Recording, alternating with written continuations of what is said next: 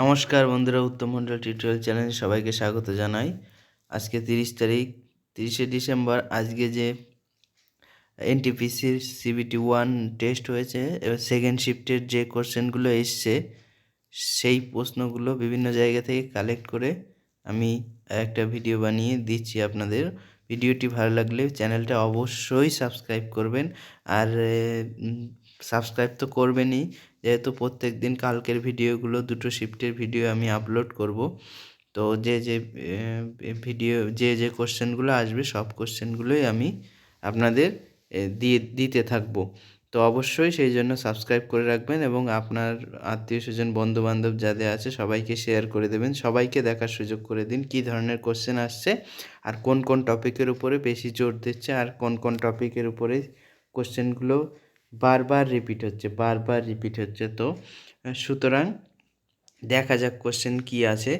তো প্রথমে দেখে নিই, কোশ্চেন আছে আমার এন্টোমোলজি, বিভিন্ন সংক্রান্ত বিজ্ঞান। এন্টোমোলজি হলো পতঙ্গ সংক্রান্ত বিজ্ঞানকে বলা হয় এন্টোমোলজি। অ্যান্ট মানে পিঁপড়ে একটা পতঙ্গ, আর লজি মানে সংক্রান্ত বিজ্ঞান।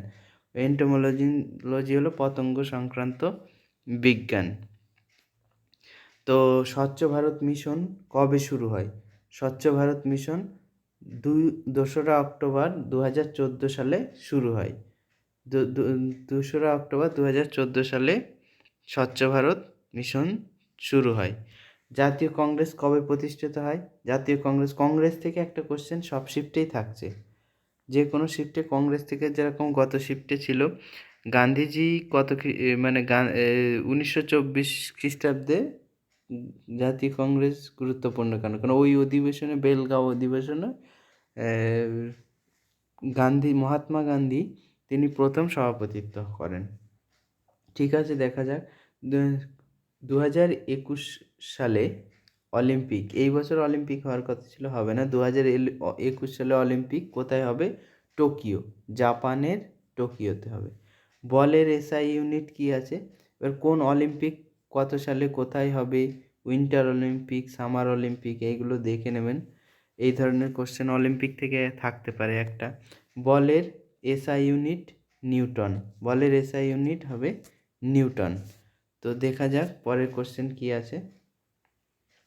তো পরের কোশ্চেন আছে সাক্ষরতার হার কোন রাজ্যে সবচেয়ে বেশি? সাক্ষরতার হার সব থেকে বেশি কেরলে।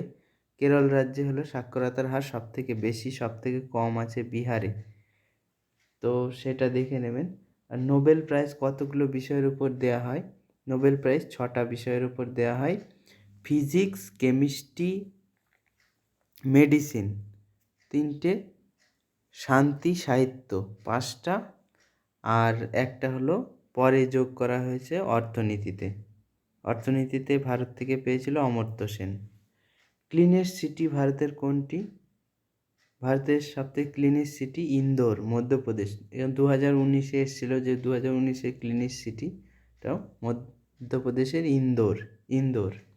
বেটি বাঁচাও বেটি পড়াও শুরু হয় কবে থেকে শুরু হয়? বেটি বাঁচাও বেটি পড়াও এটা শুরু হয় 22শে জানুয়ারি 2015। সব থেকে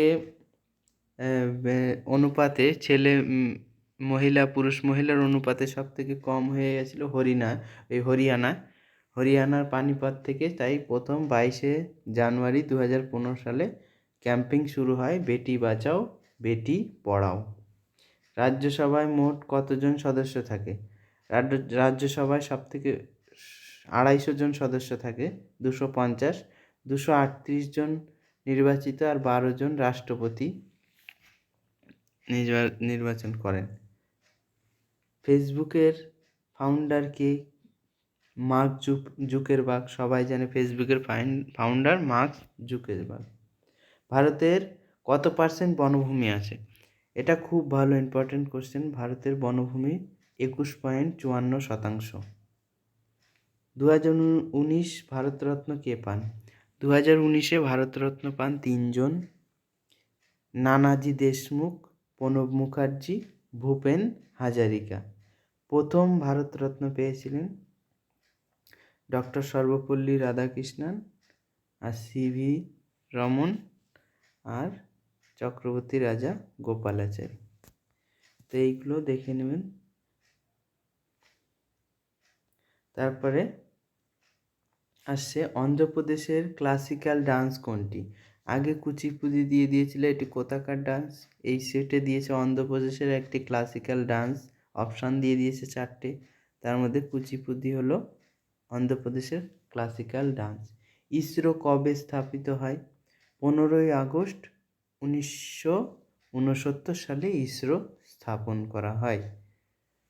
তাহলে ইসরো কবে স্থাপিত হয়, কোন প্রতিষ্ঠানগুলো কবে প্রতিষ্ঠিত হয়, এই ধরনের কোশ্চেন দেখবেন।